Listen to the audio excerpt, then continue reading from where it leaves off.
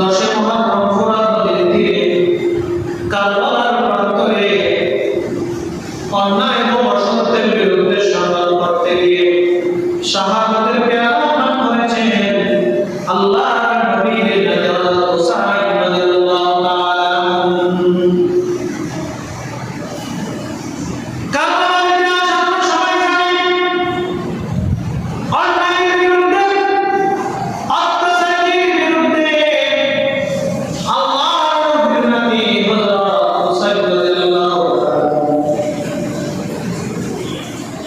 দশে মহারম কারবালার প্রান্তরে অন্যায়ের বিরুদ্ধে, অত্যাচারের বিরুদ্ধে প্রতিবাদ করতে গিয়ে অনাহারে অন্যায় তার পরিবার সহ তার রাসূলের আহলে সহ নাতি-নাতনিসহ সকলকে জিব্বাহীরা মারাত্মকভাবে নির্মমভাবে হত্যা করেছেন। নাউযুবিল্লাহ।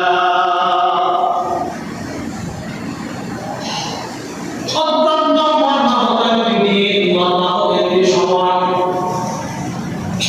আল্লাহ রাসূলের বংশ, আল্লাহ রাসূলের আফরমাতি হযরত হুসাইন রাদিয়াল্লাহু তাআলা আনহুকে শাহাদাত করিয়েছে। কারবালার প্রান্তরে কঠিন মুহূর্তে কোনো পানি নাই, কোনো খাবার নাই।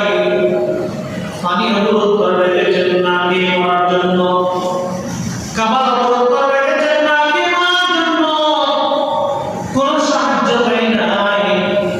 এমন অবস্থায় তারা শাহাদাতের পেয়ালা পান করেছেন।